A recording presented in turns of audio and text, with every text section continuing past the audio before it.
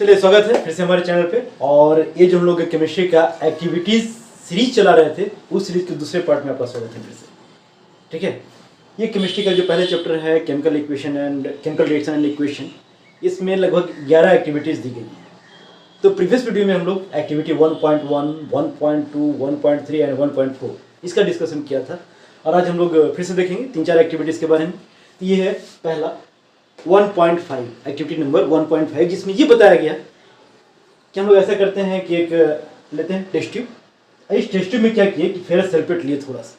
ठीक है, ferrous sulphate ये ग्रीन कलर का क्रिस्टल के जैसा होता है, जैसे कि नमक होता है ना, तो नमक को देखिए गोर लगता है वाइट वाइट, ये गोर नहीं लगेगा, ये हरियर लगेगा, यानी हरियर नमक। ठीक है, ये फेरस सल्फेट ग्रीन टाइप का होता है, इसको ले लिया टेस्ट ट्यूब में। और कोई बर्नर हो गया या कैंडल हो गया।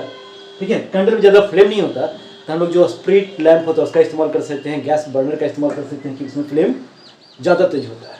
ठीक है, ये बर्नर का इस्तेमाल किया जिससे फ्लेम ज़्यादा तेज है, और यहाँ पे इसको लाकर के हीट कर रहे हैं। जब हीट के देख रहे हैं यहाँ पे कि कुछ गैस लगता है कैसे निकल रहा है। ठीक है, लगेगा कुछ गैस ऐसे निकल रहा है। जब आप इसको स्मेल करोगे ना, स्मेल कैसे करना है, ये सपोज कि टेस्ट ट्यूब से गैस निकल रहा है तो नक्का उसमें नहीं घुसाना है। टेस्ट ट्यूब से इस प्रकार से ब्लो करते हुए एयर को लाएंगे और उसको हम लोग स्मेल करते हैं। ठीक है, इस प्रकार से जैसे स्मेल करके इसको देखेंगे तो इससे लगेगा ना कि जो सल्फर को जलाने का बदबू होता है, यानी कि सल्फर जब जलता है तो उसके जलने का जो खुशबू बोल दो, बदबू बोल दो, व्हाट एवर इट इज, उसका जो स्मेल होता है सल्फर का स्मेल, वो आपको सुनाई पड़ेगा कि सुंघाई पड़ेगा। क्यों? क्योंकि इसमें सल्फर डाइऑक्साइड और सल्फर ट्राइऑक्साइड बन रहे होते हैं। तो वास्तव में हो क्या रहा होता है, तो फिर सल्फेट को वार्म की, ये वार्म करने का सिंबल होता है डेल्टा से रिप्रेजेंट करते हैं। यहाँ पे बनेगा फेरिक ऑक्साइड, सल्फर डाइऑक्साइड और सल्फर ट्राइऑक्साइड। ठीक है, फॉर्मूला लिख लेते हैं। फेरस सल्फेट का फॉर्मूला क्या होता है, FeSO4। इसको हम लोग कर दिए वार्म, गर्म की। फेरिक ऑक्साइड क्या बनता है, Fe2O3, ये होता है फेरिक। फेरिक मतलब इसमें आयरन तीसरे स्टेट में हो। ठीक है, Fe2O3 plus sulphur dioxide SO2 plus sulphur trioxide SO3। अब इसको कर लेते हैं बाबू हम लोग बैलेंस। देखा जाए तो आयरन 2 है, सल्फर वो एगो एगो 2 दिख रहा है, तो सबसे पहले तुम लोग यहाँ पे 2 लगा दें ताकि सब बैलेंस हो जाए। ठीक है, अब ऑक्सीजन का बात किया है तो ऑक्सीजन यहाँ पे 4 2 8 है, 3 2 5 और 3 8, यानी कि अभी अपने आप में हो चुका है बैलेंस। ठीक है, इस प्रकार से अगर देखा जाए कि किस प्रकार के रिएक्शन के लिए केमिकल एक्टिविटी करवाई गई थी, तो बता सकते हो कौन सा रिएक्शन यहाँ पे चल रहा है, विच टाइप ऑफ रिएक्शन। यहाँ पे हो रहा है डिकम्पोजिशन। डिकम्पोजिशन का पहचान आपको क्या बताया गया था, तो डिकम्पोजिशन का पहचान था सिंगल रिएक्टेंट एंड 2 और मोर देन 2 प्रोडक्ट्स। ठीक है, तो ये है डिकम्पोजिशन रिएक्शन। फिर देखते हैं अगले एक्टिविटी में क्या बताया जा रहा है।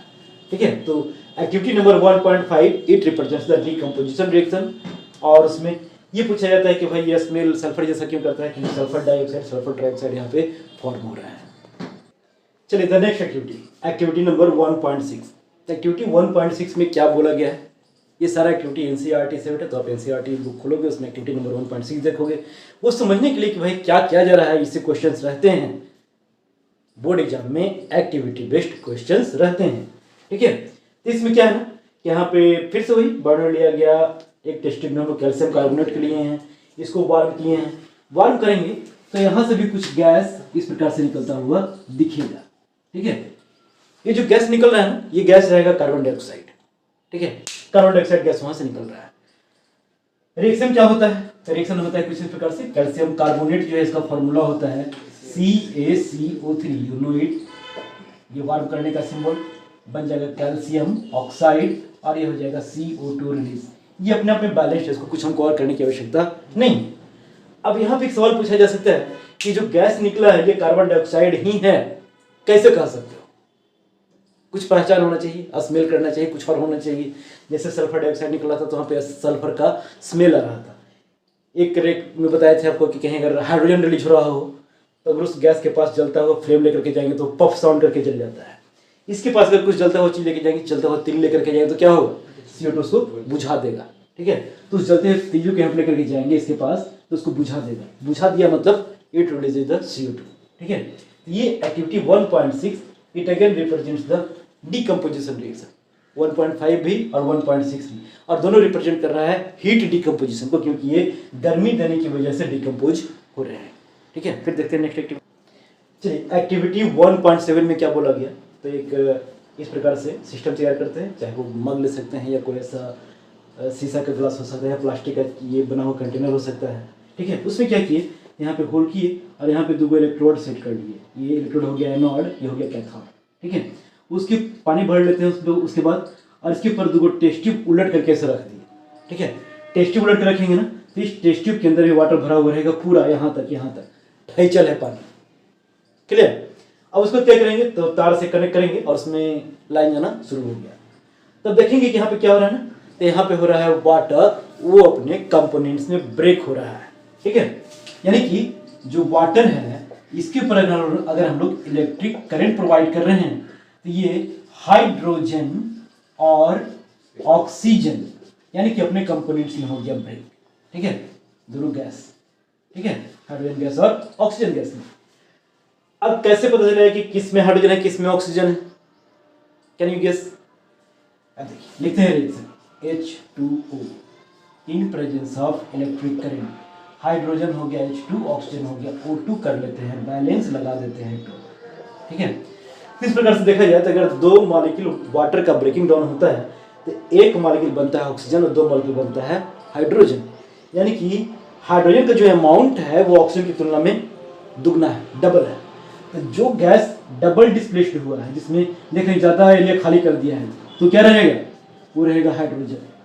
और जो कम में खाली हुआ है, क्योंकि इसमें गैस भरते जाएगा तो पानी क्या होता जाएगा, धीरे धीरे नीचे आते जाएगा, तो इसमें कौन सा गैस आया है, ऑक्सीजन।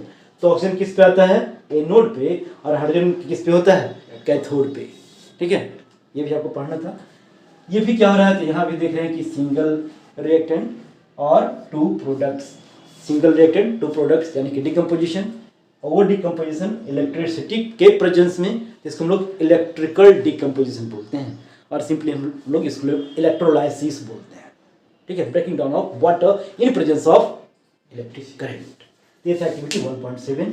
एक और एक्टिविटी हम लोग 1.8 तक देखते हैं आज, ठीक है।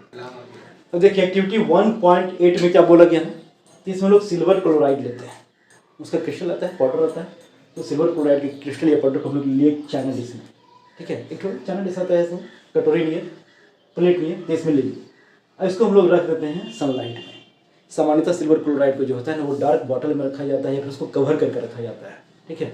क्यों कवर करके रखते हैं, इसी में पता चल जाएगा। क्योंकि जैसे ही इसको हम लोग लेकर जाते हैं तो सिल्वर क्लोराइड जो होता है एकदम से चमकीले वाइट, ठीक है, डैजलिंग वाइट जो होता है एकदम चमकता हुआ वाइट, वैसा ये दिखता है, ठीक है।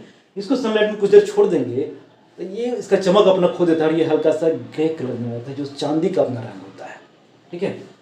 ये अपना रंग परिवर्तित कर लेता है, क्योंकि सिल्वर क्लोराइड ये डैजलिंग वाइट होता है, खूब चमक रहा होता है, फिर ये थोड़ा सा धूसर कलर का हो गया। क्यों, क्योंकि अपना चमक खो दिया। क्यों चमक खो दिया, अब यहाँ समझते हैं। एक्चुअली में चमक रहा था क्या, सिल्वर क्लोराइड, ठीक है, सिल्वर क्लोराइड था जो चमक रहा था। अब इसको हम लोग जब सनलाइट के प्रेजेंस में रखते हैं, सनलाइट दिए इसके ऊपर, ये सिल्वर में कन्वर्ट हो जाता है और साथ रिलीज होती है क्लोरीन गैस, ठीक है। बैलेंस कर लेते हैं, 2 लगल है तो H2 लगा देते हैं, H2 हो गया बैलेंस ना। तो बैलेंसिंग भी सीखते जा रहे हैं, how to write the chemical equation ये भी हम लोग सीखते जा रहे हैं, और एक्टिविटी किस प्रकार से हो रही है वो भी हम लोग सीखते जा रहे हैं। तो ये 3-in-1 ऑफर है भाई, ठीक है। तो यहाँ पे जो सिल्वर क्लोराइड था व्हाइट कलर का, चूंकि सनलाइट के प्रेजेंस में ये फिर से ब्रेक कर गया अपने कंपोनेंट्स में, ये भी किसका एग्जांपल हो गया, डिकम्पोजिशन का। लेकिन ये डिकम्पोजिशन हो रहा है सनलाइट के प्रेजेंस में, इसीलिए इसको हम लोग फोटो डिकम्पोजिशन भी बोलते हैं। फोटो वर्ड इस्तेमाल करते हैं लाइट के लिए, ठीक है। लाइट डिकम्पोजिशन, फोटो डिकम्पोजिशन को बोला जाता है, ठीक है।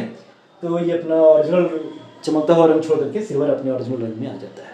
और अगर उस गैस को स्मेल करेंगे तो क्लोरीन वाला स्मेल आपको दिखेगा, जहाँ पे उसको रखेंगे ना वो लगेगा क्लोरीन यहाँ से निकल रहा है, ठीक है। ये था अपना एक्टिविटी नंबर 1.8।